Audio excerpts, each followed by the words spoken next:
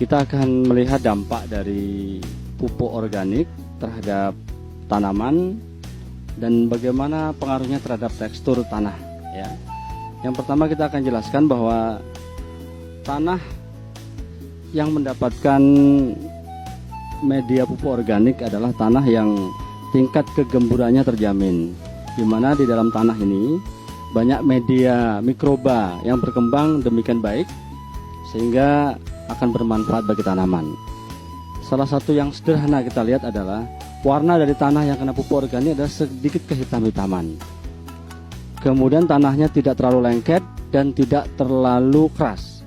Kenapa? Karena di situ bekerja mikroba organik yang akan membantu bagaimana memfermentasi tanah itu menjadi pupuk yang baik untuk tanaman.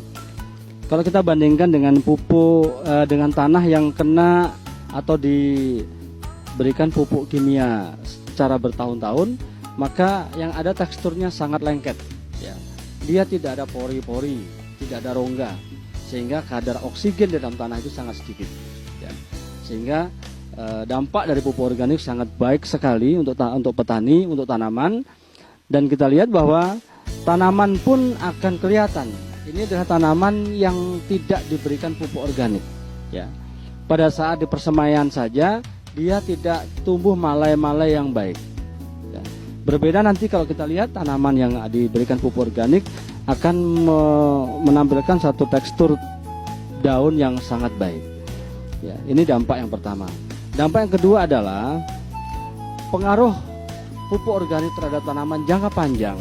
Satu adalah rasio pemberian pupuk antara kimia dan organik adalah pupuk organik lama-kelamaan cost rasionya, biayanya semakin kecil.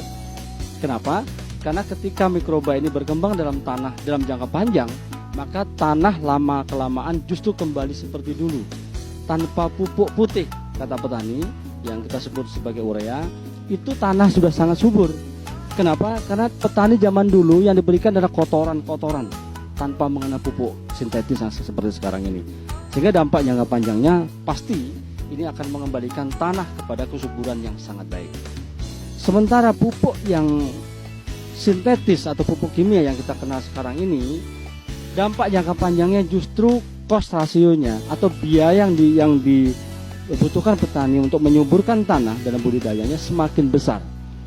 Ya, kalau di awal-awal ya 1 hektar mungkin petani hanya butuh 1 hektar pupuk kimia, urea misalnya, tapi semakin hari sekarang bahkan 1 hektar itu dibutuhkan sampai 4 kuintal. Ada 4 kali lipat peningkatan dari biaya. Sedangkan produktivitasnya kecenderungannya menurun. Seiring dengan itu, maka aspek yang ditimbulkan lain dari kimia yang berlebihan adalah terhadap hama.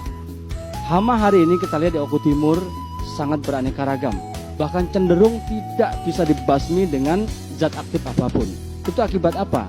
Akibat kerentanan tanah yang sudah tidak mampu memberikan ketahanan kepada tanaman itu sendiri.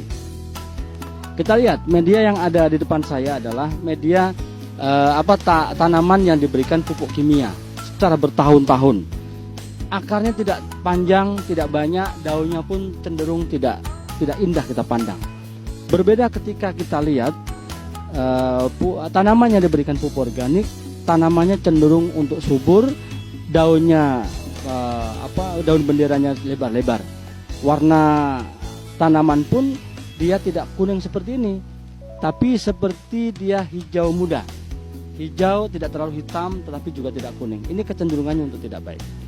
Untuk itu kita lihat pemberian pupuk organik dalam jangka panjang akan bermanfaat kepada petani, kemudian akan meningkatkan pendapatan petani, dan yang lebih bagus lagi adalah menambah kesuburan tanah secara berkesinambungan. Artinya pemberian pupuk organik kepada lahan petani ini sebenarnya kita mengembalikan kesuburan tanah. Kemudian manfaat sosial dari kesejahteraan petani meningkat. Kenapa? Karena penurunan biaya secara pelan-pelan akan kelihatan dirasakan oleh petani. Sementara produknya, hasil dari pertanian organik itu adalah akan sangat mahal. Kenapa? Karena kecenderungannya penyakit-penyakit di perkotaan ya. Ketika mengkonsumsi beras organik, maka itu akan semakin baik dalam kesehatannya. Sekian.